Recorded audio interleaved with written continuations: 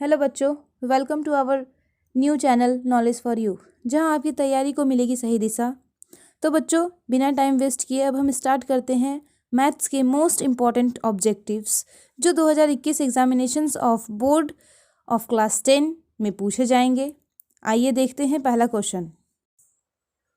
Start करते हैं हमारे पहले क्वेश्चन से। क्वेश्चन नंबर 1, 0 और 50 के बीच विषम संख्याओं की संख्या है। इसका आंसर होगा ऑप्शन नंबर बी 25। 0 से 50 तक के बीच में टोटल संख्याएं होती है 50 और 50 का आधा कर देंगे तो होगा 25, यानी विषम संख्याओं की कुल संख्या हो जाएगी 25।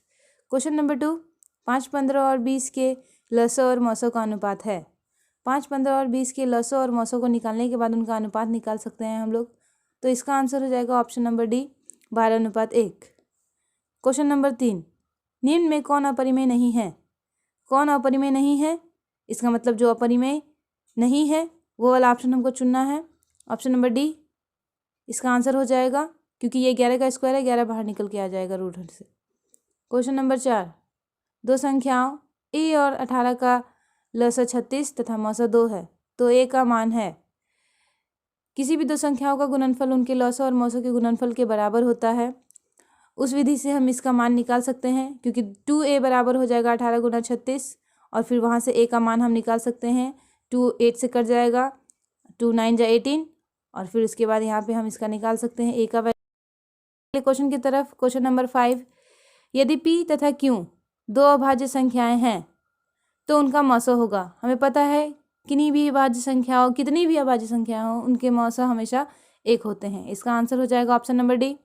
क्वेश्चन नंबर 6, सबसे छोटी अभाज्य और सबसे छोटी भाज्य संख्या का गुणनफल है। सबसे छोटी अभाज्य संख्या होती है 2 और सबसे छोटी भाज्य संख्या होती है 4, तो 4 और 2 का गुणनफल गाइस 8 हो जाएगा, इसलिए इसका आंसर होगा ऑप्शन नंबर सी। अगला क्वेश्चन है क्वेश्चन नंबर 7, निम्न में से कौन सी अभाज्य संख्या है। इसमें ऑप्शन नंबर ए 29, यानी कि इसका सही जवाब हो जाएगा ऑप्शन नंबर ए। बढ़ते हैं अगले क्वेश्चन की तरफ। क्वेश्चन नंबर 8 है 3.27 इस पे रैंकिंग। इस तरह के क्वेश्चन में जिस पे रैंकिंग आ रहा है, इसका मतलब है कि ये 27 जो है बार बार रिपीट की जाएगी, तो ये परिमेय संख्या होती है। इसमें काफ़ी कन्फ्यूजन्स होती है, इसके लिए भी हमने एक वीडियो तैयार की है, वो लिंक आपको डिस्क्रिप्शन बॉक्स में ज़रूर देंगे। बढ़ते हैं अगले क्वेश्चन की तरह। तो इसका क्वेश्चन नंबर 8 का आंसर होगा परिमेय संख्या, क्योंकि ये एक परिमेय संख्या है, इसमें कन्फ्यूज मत होइएगा, अपरिमेय संख्या नहीं है ये। बढ़ते हैं क्वेश्चन नंबर 9 की तरफ। किसी पूर्णांक m के लिए सम संख्या का रूप है। सम संख्या यानी कि 2 का गुणनफल हो वो, तो m यानी कि 2m, ऑप्शन नंबर सी इसका आंसर हो जाएगा।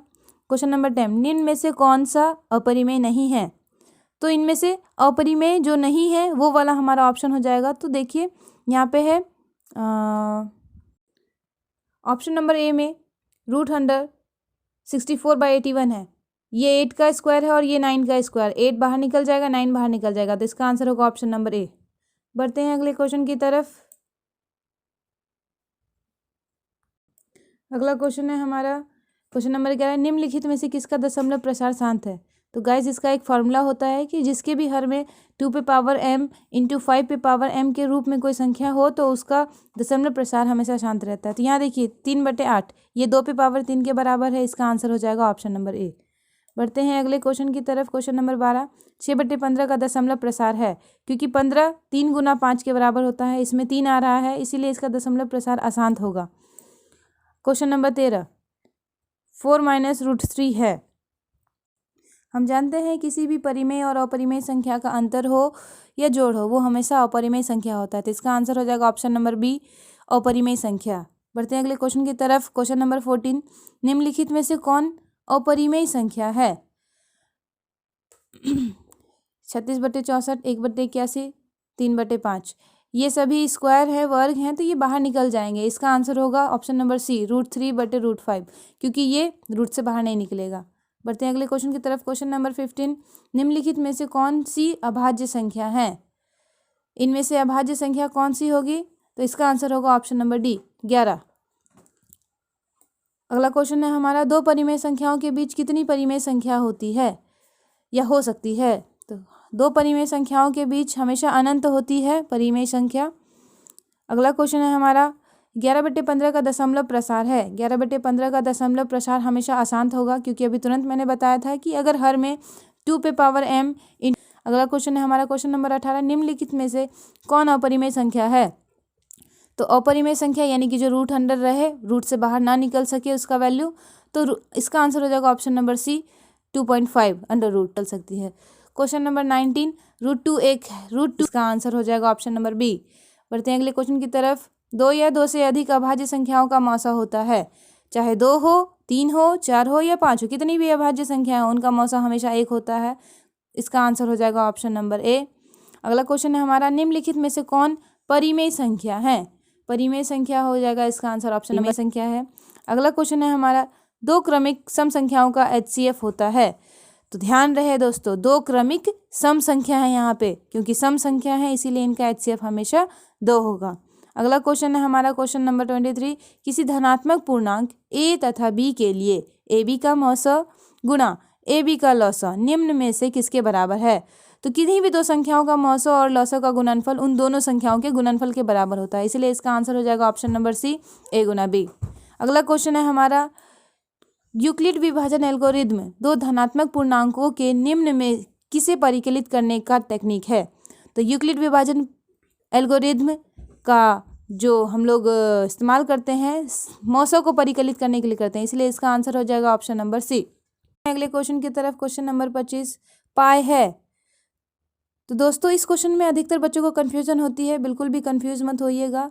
पाई एक अपरिमेय संख्या है, इसीलिए इसका आंसर हो जाएगा ऑप्शन नंबर बी अपरिमेय संख्या। नेक्स्ट क्वेश्चन है हमारा क्वेश्चन नंबर 26, निम्नलिखित में से कौन अपरिमेय संख्या नहीं है, यानी कि कौन परिमेय संख्या है? तो इनमें से देखिए ऑप्शन नंबर डी, बाकी सारी संख्याएं जो है अपरिमेय है, एक यही है जो अपरिमेय संख्या नहीं होगा। इसको अगर आप सरल कीजिएगा तो आपको पता चल जाएगा। बढ़ते हैं अगले क्वेश्चन की तरफ। क्वेश्चन नंबर 27, √3 और √5 है। बच्चा जानता है, सॉरी बच्चा नहीं जानता, यानी मैट्रिक के सभी स्टूडेंट जानते हैं कि √3 और √5 एक अपरिमेय संख्या है। इसका आंसर हो जाएगा ऑप्शन नंबर बी। बढ़ते हैं अगले क्वेश्चन की तरफ। क्वेश्चन नंबर 28, निम्नलिखित में से कौन सा भिन्न का दशमलव प्रसारांक होगा? तो जानते हैं हम कि उसी भिन्न का दशमलव प्रसारांक होगा जिसके हर में उपस्थित संख्या 2 पे पावर m इंटू 5 पे पावर n के रूप का हो। तो इसमें से हमारा आंसर हो जाएगा, इसका आंसर हो जाएगा ऑप्शन नंबर डी, इसका दशमलव प्रसारांक होगा। बढ़ते हैं अगले क्वेश्चन की तरफ। Question number 29, 2.121121113। दोस्तों इस तरह का क्वेश्चन जो है ये अशांत आवृत्ति के क्वेश्चन है, ये एक अपरिमेय संख्या है, इसलिए इसका आंसर हो जाएगा ऑप्शन नंबर सी। इसी में आता है जिसका दशमलव के बाद जो है ये सेम नंबर आता है, जैसे 1 2 1 2 1 2 1 2 बार आता तो 1 2 पे रैकरिंग हो जाता, तो वो संख्याएं हमारी परिमेय संख्या थी, लेकिन ये अशांत आवृत्ति है इसीलिए ये अपरिमेय संख्या होगी। अगला क्वेश्चन है क्वेश्चन नंबर 30, √3/√12 है। तो इसे ध्यान से सॉल्व कीजिएगा, इसमें बिल्कुल भी कंफ्यूज नहीं होइएगा। इसको अगर हम अच्छे से सॉल्व करेंगे तो √3/12 हो जाएगा। 3 और 12 एक दूसरे से कटेगा, 3 1 जा 3, 3 4 जा 12 और 4 फिर रूट के बाहर निकल के 2 हो जाएगा। इसीलिए ये एक परिमेय संख्या है, अपरिमेय संख्या नहीं है। इसका आंसर हो जाएगा ऑप्शन नंबर ए। अगला क्वेश्चन है हमारा 3 - √3 है। तो अभी तुरंत मैंने बताया था कुछ समय पहले कि अपरिमेय और परिमेय संख्याओं का जोड़ हो या घटाव हो, अंतर हो, तो हमेशा अपरिमेय संख्या होता है। इसका आंसर हो जाएगा ऑप्शन नंबर बी। अगला क्वेश्चन है हमारा 11.2354 है, ये एक, इसका आंसर हो जाएगा ऑप्शन नंबर सी, क्योंकि ये एक परिमेय संख्या है। ध्यान से सुनिएगा मेरी बात को।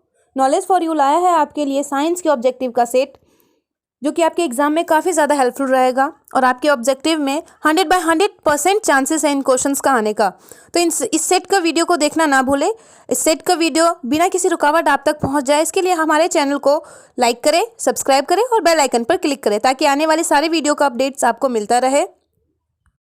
और हाँ दोस्तों, सब्जेक्टिव के लिए भी हमने प्लेलिस्ट बना रखा है, आपको उसका भी वीडियो मिल जाएगा, जिससे आपको काफ़ी मदद मिलेगी आपके एग्जाम में, क्योंकि अक्सर क्वेश्चन कुछ याद रहता नहीं है। ये जो वीडियो हमने बनाया है इसमें हम कोशिश करेंगे कि आपको इस वीडियो को देखते देखते ही सारे क्वेश्चंस का सब्जेक्टिव जो है वो याद हो जाए। अगर किसी तरह की कोई समस्या होती है आपको तो कमेंट बॉक्स में कमेंट ज़रूर करें। मिलते हैं अगले वीडियो में। बाय दोस्तों।